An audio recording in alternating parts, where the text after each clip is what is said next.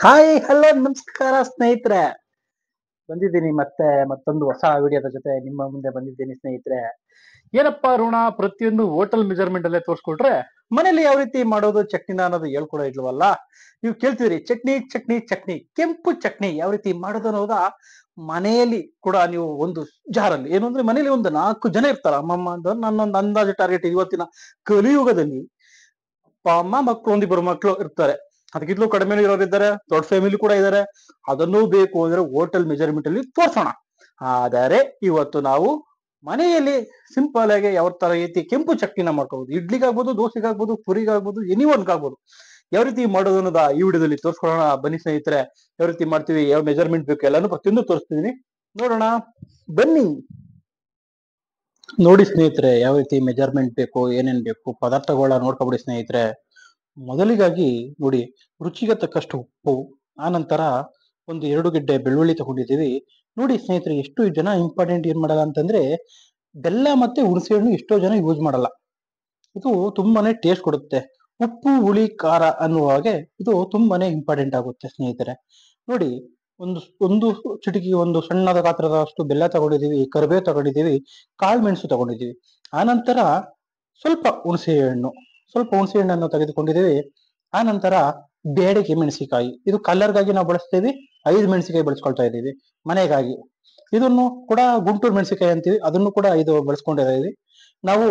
ತುಂಬಾನೇ most important ಆಗೋದು ಇಲ್ಲಿ ನೋಡಿ ಮ್ಯಾಟ್ರ್ ಒಂದು ಏನಾಗುತ್ತೆ ಅಂತಂದ್ರೆ, ನಾವು ಕಾಯಿ ಚಟ್ನಿ ಅನ್ನಲ್ಲ, ನಾವು ಕೆಂಪು ಚಟ್ನಿ ಮಾಡ್ಬೇಕಾದ್ರೆ ಆಲ್ಮೋಸ್ಟ್ ಅಲ್ಲಿ ಹುರ್ಗಡ್ಲೆನ ಜಾಸ್ತಿ ಬಳಸ್ತೀವಿ. ನೋಡ್ಬೋದು, ಒಂದು ಕಪ್ಪು ದೊಡ್ಡದಾದಂತ ಕಪ್ಪಲ್ಲಿ ಹುರ್ಗಡ್ಲೆ ಬಳಸ್ಕೊಂಡಿದೀವಿ.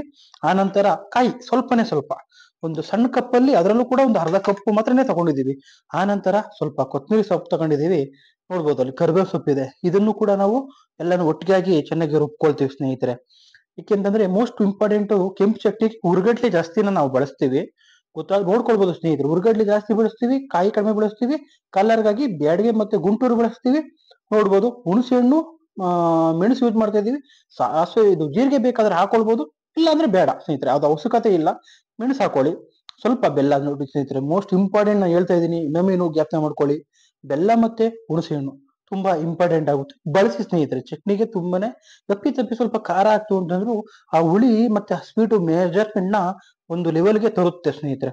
ಅದಕ್ಕೋಸ್ಕರ ನಾವೇನ್ ಬಳಸ್ತೀವಿ, ಬೆಲ್ಲ ಹುಣಸೆ ಹಣ್ಣು ಕೂಡ ಬಳಸ್ತೀವಿ.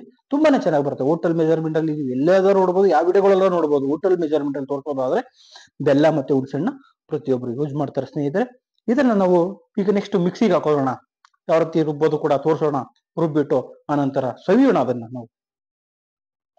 ನೋಡ್ಬೋದು ಸ್ನೇಹಿತರೆ, ಈಗ ಮೆಜರ್ಮೆಂಟ್ ಎಲ್ಲ ತೋರಿಸಿದ್ನಲ್ಲ, ಆ ಮೆಜರ್ಮೆಂಟ್ ನ ಹಾಕೊಳ್ತಾ ಇದ್ದೀನಿ. ಮೊದಲಿಗೆ ನಾನು ಹುರ್ಗಡ್ಲೆ ಹಾಕೊಳ್ತಾ ಇದ್ದೀನಿ.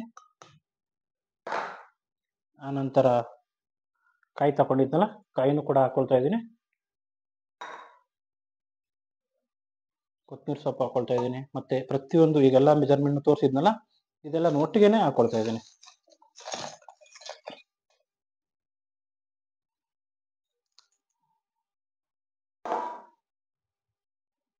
ನೋಡಿ ಸ್ನೇಹಿತರೆ, ಇದೆಲ್ಲ ಹಾಕಿದ್ದೀನಿ ಅಲ್ವಾ, ಬನ್ನಿ ರುಬ್ಬಿ ತರೋಣ ಇದನ್ನ.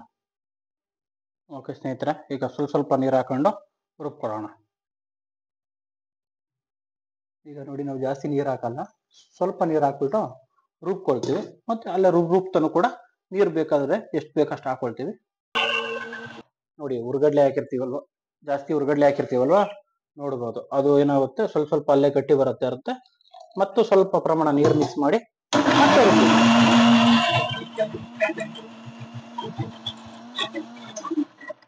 ನೋಡ್ಬೋದು ಸ್ನೇಹಿತರೆ, ಹುರ್ಗಡ್ಲೆ ಹಾಕಿರ್ತೀವಲ್ವಾ, ಈ ರೀತಿ ಗಟ್ಟಿ ಬರ್ತಾ ಇರ್ತದೆ. ಮಿಕ್ಸಿಲ್ ರುಬ್ಬೋದ್ರೆ, ನೀವು ಗ್ರೈಂಡರ್ ರುಬ್ಬೋದ್ರೆ ನೋಡ್ಕೊಂಡು ಹಾಕೊಳ್ಬೋದು. ಈಗ ನೋಡಿ, ಮತ್ತೆ ನೀರು ಕೇಳುತ್ತೆ, ಸ್ವಲ್ಪ ನೀರು ಹಾಕೊಳ್ಬೇಕು. ಅದು ಯಾವ ರೀತಿ ಕಲರ್ ಬರ್ತಾ ಇದೆ ಕೂಡ ನೋಡ್ಬೋದು ನೀವು. ಇನ್ನೊಂದು ಸ್ವಲ್ಪ ನೀರು ಹಾಕಿ ರುಬ್ಕೊಳ್ತೀನಿ.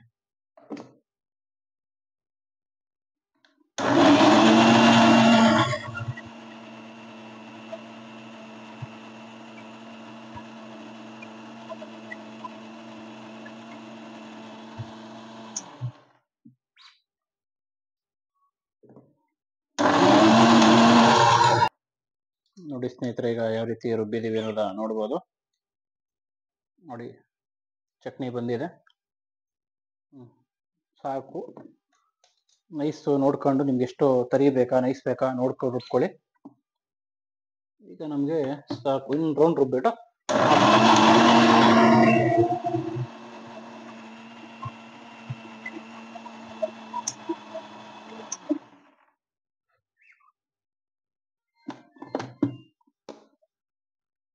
ಸ್ನೇಹಿತರೆ, ತುಂಬಾ ಚೆನ್ನಾಗಿ ಬಂದಿದೆ. ಇದನ್ನ ಬೌಲ್ಗೆ ಶಿಫ್ಟ್ ಮಾಡ್ಕೊಳ್ಳೋಣ ಬನ್ನಿ.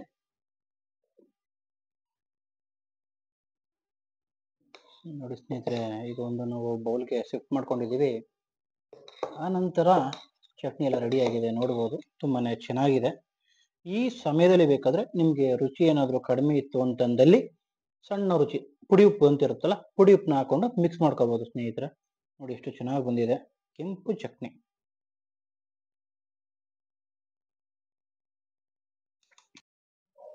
ಓಕೆ, ನೋಡ್ಬೋದು ಸ್ನೇಹಿತರೆ, ಚಟ್ನಿ ಈಗ ರೆಡಿ ಇದೆ. ಏನಪ್ಪಾ ಅರುಣ, ಚಟ್ನಿ ಮಾಡ್ದೆ, ಈಗ ಚಟ್ನಿಗೆ ಒಗ್ಗರಣೆ ಮಾಡಲ್ಲ ಅಂತ ನೀವು ಕೇಳಬಹುದು. ಅದಕ್ಕೋಸ್ಕರ ಏನ್ ಮಾಡ್ತಾ ಇದ್ದೀನಿ, ಚಟ್ನಿಗೆ ನೆಕ್ಸ್ಟ್ ಒಗ್ಗರಣೆ ಕೊಡ್ತಾ ಇದ್ದೀನಿ. ಚಟ್ನಿಗೆ ಒಗ್ಗರಣೆ ಕೊಡಲು ಏನೇನು ಬೇಕು ಸಾಮಗ್ರಿಗಳು ಇಲ್ಲೇ ಪಕ್ಕದಲ್ಲಿ ನೋಡ್ಕೊಳ್ಳಿ ಸ್ನೇಹಿತರೆ. ನಾವು ಸಿಂಪಲ್ ಆಗಿ ಏನ್ ಮಾಡ್ತಾ ಇದೀವಿ ಅಂತಂದ್ರೆ, ಸ್ವಲ್ಪ ಸಾಸಿವೆ ತಗೊಂಡಿದ್ದೀವಿ, ಜೀರಿಗೆ ತಗೊಂಡಿದ್ದೀವಿ, ನಂತರ ಸ್ವಲ್ಪ ಗುಂಟೂರು ಮೆಣಸಿನಕಾಯಿ ತಗೊಂಡಿದ್ದೀವಿ, ಕರಿಬೇವು ತಗೊಂಡಿದ್ದೀವಿ ಸ್ನೇಹಿತರೆ. ಇದನ್ನ ಒಗ್ಗರಣೆ ಮಾಡ್ಕೊಂಡು ತರೋಣ ಬನ್ನಿ.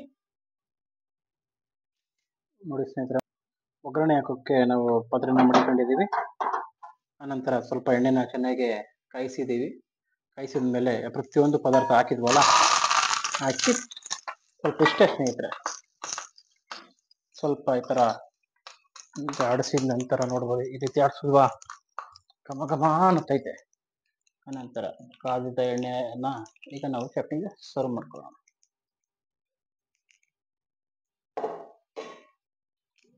ಇಷ್ಟೇ ಸ್ನೇಹಿತರೆ, ಒಗ್ಗರಣೆ ಕೊಟ್ಟು ನೋಡಿ, ಈಗ ಒಂದು ಚಟ್ನಿಗೆ ಒಂದು ಕಳೆ ಬಂತು ಅಂತಾರಲ್ಲ, ಆ ರೀತಿ ಕಳೆ ಬಂದಿದೆ.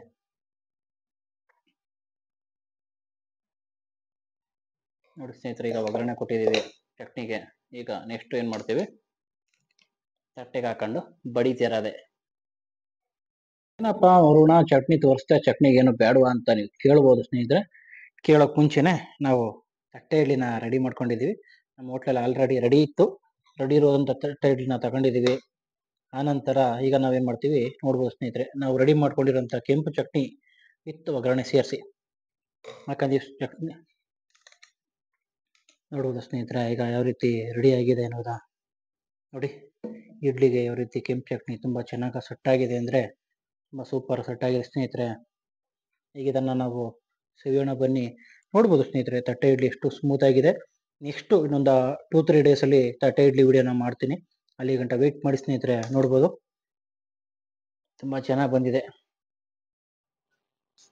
ಹಾಯ್ ಹಲೋ ನಮಸ್ಕಾರ ಸ್ನೇಹಿತರೆ. ನೋಡ್ಬೋದ್ರಲ್ಲ ಈಗ ಯಾವ ರೀತಿ ಕೆಂಪು ಚಟ್ನಿನ ಮಾಡೋದು, ಹೇಗೆ ಮಾಡೋದು ಅನ್ನೋದ ತೋರಿಸಿದೀವಿ. ಈಗ ನಾವೇನ್ ಮಾಡಿದೀವಿ ಅಂದ್ರೆ, ಇಡ್ಲಿಯ ಜೊತೆ ನಾವು ತಟ್ಟೆ ಇಡ್ಲಿನ ತಿಂತಾ ಇದೀವಿ. ಸೆಲ್ಫಿ ಆಗಿದೆ, ಯಾವುದೋ ಎಡಕಲ್ ತಿಂತಾ ಇದ್ದೇನೆ ಅಂತ ಅನ್ಕೊಳ್ಬೇಡಿ. ಇದು ಸೆಲ್ಫಿಲಿ ವಿಡಿಯೋ ಮಾಡ್ತಾ ಇರೋದು. ವಿಡಿಯೋ ಮಾಡಲು ಯಾರು ಸ್ನೇಹಿತರುಗಳು ಸಿಕ್ಕಿಲ್ಲ ಇವತ್ತು, ಅದರಿಂದ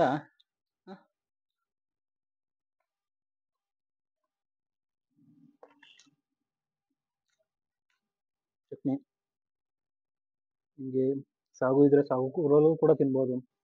ನಾವು ನೋಡಿ ಈ ತರ ತುಂಬಾನೇ ಚೆನ್ನಾಗಿ ಡಿಪ್ ಮಾಡ್ಕೊಂಡು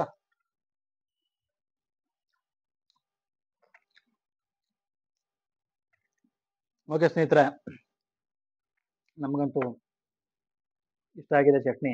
ನಾವು ಮಾಡಿ ತಿಂತಾ ಇರ್ತೀವಿ, ಪ್ರತಿನಿತ್ಯ ತಿಂತಾ ಇರ್ತೀವಿ. ನಿಮ್ಗೂ ಏನಾರ ಈ ಚಟ್ನಿ ವಿಡಿಯೋ ಏನಾರು ಇಷ್ಟ ಆಯ್ತು ಅಂತಂದ್ರೆ ಒಮ್ಮೆನಾದ್ರೂ ಟ್ರೈ ಮಾಡಿ ತಿಂದು ನೋಡಿ. ಸದ್ಯಕ್ಕೆ ನಾವು ಹೋಗಿ ಬರ್ತೀವಿ, ಮತ್ತೆ ಸಿಗ್ತೀವಿ, ಮತ್ತೊಮ್ಮೆ ಸಿಗ್ತೀವಿ, ಮಗದೊಮ್ಮೆ ಸಿಗ್ತೀವಿ ಸ್ನೇಹಿತರೆ. ಈ ವಿಡಿಯೋ ಏನಾದ್ರೂ ಇಷ್ಟದಲ್ಲಿ like and comment and subscriber ಮಾಡದ ಮರ್ತ್ಕೊಳ್ಬೇಡಿ ಸ್ನೇಹಿತರೆ. ಮತ್ತೊಂದು ವಿಡಿಯೋದಲ್ಲಿ ಮತ್ತಷ್ಟು ಬೇಗ ಮತ್ತೆ ನಿಮ್ಮ ಜೊತೆ ಸಿಕ್ಕೇ ಸಿಗ್ತೀನಿ.